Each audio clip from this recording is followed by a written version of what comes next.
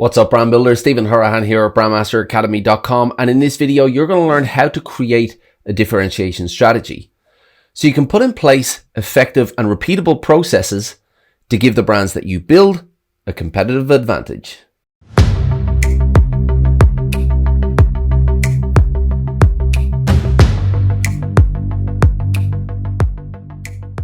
Now, if you're new to the channel and you want to build brands that go beyond the visuals and the logo using strategy, psychology, and creative thinking, then you're in the right place. Hit that subscribe button and the notification bell. If you want to fast track your results, make sure you grab the Pro Brand Strategy Blueprint. It's a free download and the link is in the description. Now, I created a video recently on what brand differentiation strategy is. If you haven't seen that yet, I'll leave a link in the description below. But in a nutshell, it's the reason that you give your audience to choose your brand over your competition.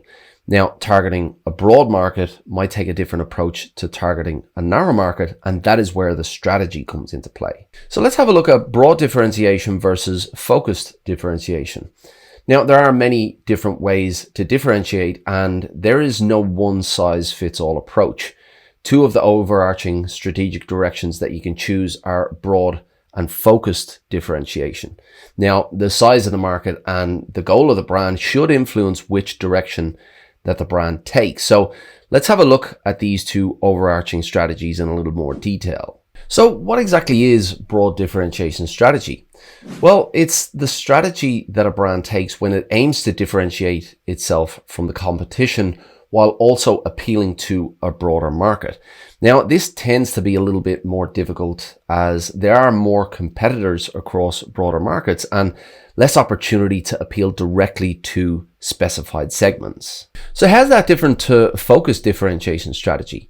Well, this strategy takes a narrower approach, and within this approach, brands will aim to appeal to more specified segments of a given market. Now, through specified and relevant features of products and services and offerings, they become more relevant through the outcomes that they offer and the communication that they lead with as well. So the focused communication strategy and the focused differentiation strategy gives brands more relevancy to talk to smaller or niche market segments. So let's take a look at an example, but before we do, don't forget to hit that like and subscribe, and the notification bell will let you know when I release new videos just like this. So let's take a look at a differentiation strategy example with Whole Foods. Now, Whole Foods' core difference is the organic and natural characteristics of their products. Yet they haven't gone so far as to niche down into a small segment of the market and only appeal to a small segment of the market. Whole Foods' strategy is broad-based because they target all market segments, and the products that they sell are suitable for all customers regardless of their age or gender.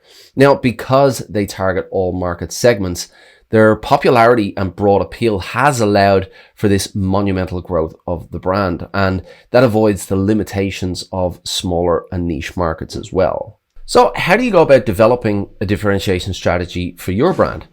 Well, developing a brand from purpose to difference to personality to identity, it's all about systems. When you have step-by-step repeatable processes to follow, that's when you can achieve the best results for your brands and find that consistency in the quality of your work. So let's take a look at the step-by-step process that you can use to develop differentiation strategies for your brands. Step number one, define your audience. Now, before defining a difference, you need to understand exactly who you're appealing to so that you can define a difference that's most likely going to appeal to who they are. Now, this is where many brands fall short. They put the cart before the horse and they define a difference and then try to make that difference fit into the audience. But if you approach your difference in a customer-centric way by understanding who they are and what they want, what their needs and challenges and desires are, then you can design a difference to speak to who they are and what they want. Step number two, conduct competitive analysis. Now, when you know who your audience is, then you can see your competitors in a brighter light.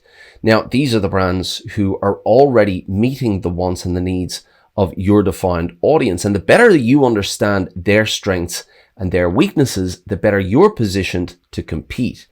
Now, to do this effectively, you need to become the customer and really experience these competitors as immersively as you can.